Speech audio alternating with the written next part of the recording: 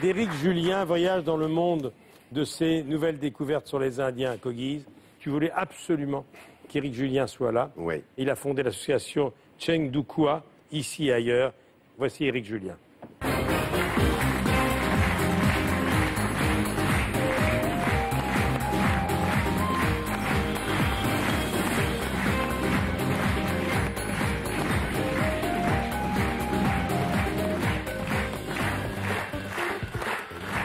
Bonjour, monsieur Julien. Voilà. Bonjour, Michel. Bonjour, c'est bien que vous soyez là. Parlez-moi des Indiens Kogis, de la Sierra Nevada en Colombie. Comment ils vivent? Ça va être long. Et comment ils survivent? Ils ont 4000 ans d'histoire, donc ça va être un peu long. Ouais. Ce que je peux vous dire simplement, c'est qu'ils font partie de ces 300 millions de personnes qu'on appelle les Indiens, voilà, qui sont à travers la planète, et que c'est la dernière communauté précolombienne qui n'a pas de rupture historique depuis 4000 ans. C'est un petit miracle qu'ils soient encore avec nous. Alors, vous avez un parcours assez extraordinaire. Vous êtes géographe. À l'occasion d'un voyage dans la montagne colombienne, en haute altitude, vous avez un pépin de santé très grave. Vous êtes victime d'un édème pulmonaire. Et vous êtes recueilli et sauvé par les Indiens Kogis. Ça s'oublie pas. Effectivement, oui. Comment ils vous ont soigné? Quand quelqu'un vous sauve la vie, ça laisse un peu des traces. Évidemment. Et je me rappelle leur avoir demandé, j'étais en altitude, et je leur ai demandé pourquoi finalement vous êtes venu me ramasser, me sauver la vie comme ça et me soigner. Et il m'avait dit à l'époque, très pince sans rire, parce que nous ne voulons pas laisser de déchets dans nos montagnes. Je me rappelle que ça m'a fait penser, je me dis tiens, c'est des gens qui ont de l'humour, peut-être des gens intéressants, des gens qui ont de l'humour. Voilà. Donc, pour les remercier, vous avez décidé de les aider à récupérer les terres dont ils ont été spoliés et à préserver leur mode de vie. Vous avez tout fait pour qu'ils puissent avoir un certain nombre d'hectares de terre, 1200, sur lesquels 400 personnes indiennes sont installées. Et Pierre est président de l'association. Voilà. Et il a produit un documentaire en 1999 sur ces Indiens, dont on voit quelques images. Dites-moi, comment ils vous ont soigné?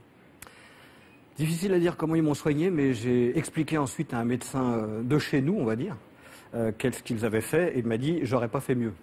Donc, je pense que ces sociétés qu'on a longtemps méprisées, regardées comme des sauvages, archaïques, primitifs, sous-développés, enfin, quand on relie un peu comment on les nomme, ont des savoirs et des regards sur le monde dont notre modernité actuellement pourrait bien tirer profit. Et c'est des gens qui sont extrêmement engagés. C'est peut-être ça qui m'a surpris chez toi.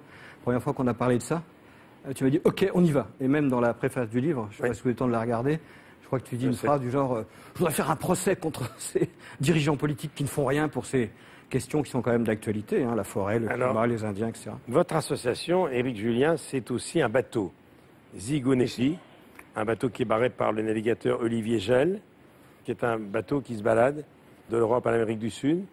C'est un petit peu le périple des premiers conquistadors. Alors, d'abord, je suis désolé de n'avoir que des noms imprononçables. Zigoneshi, c'est imprononçable, vous en êtes bien sortis. Et alors, Chengdukwa, n'en parlons pas.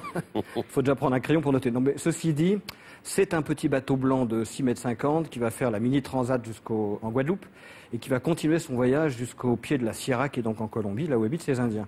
Et l'idée, c'est de se dire, le premier voyage en 1492, 1525 pour cette partie de la Colombie n'était pas génial, c'était la conquête, c'était pas terrible. Eh bien, si on envoyait un autre voilier qui symboliserait, et si on se parlait maintenant, par respect et pour essayer de faire vivre ces valeurs qui semblent nous échapper un petit peu entre les mains en ce moment. Donc c'est un bateau qui voudrait symboliser qu'on veut peut-être arrêter de se taper dessus et de se comprendre par le dialogue. Alors Zigoneshi, ça veut dire tu me donnes, je te donne, tu m'aides, je t'aide. C'est pas mal, non, pour des sauvages? C'est bien.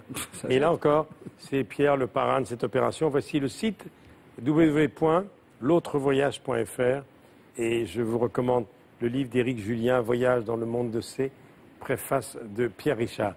C'est un drôle de personnage, Pierrot.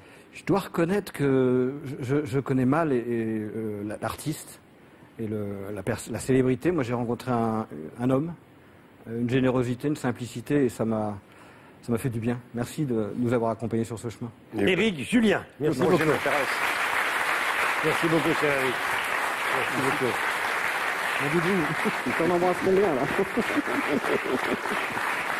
Merci d'être venu.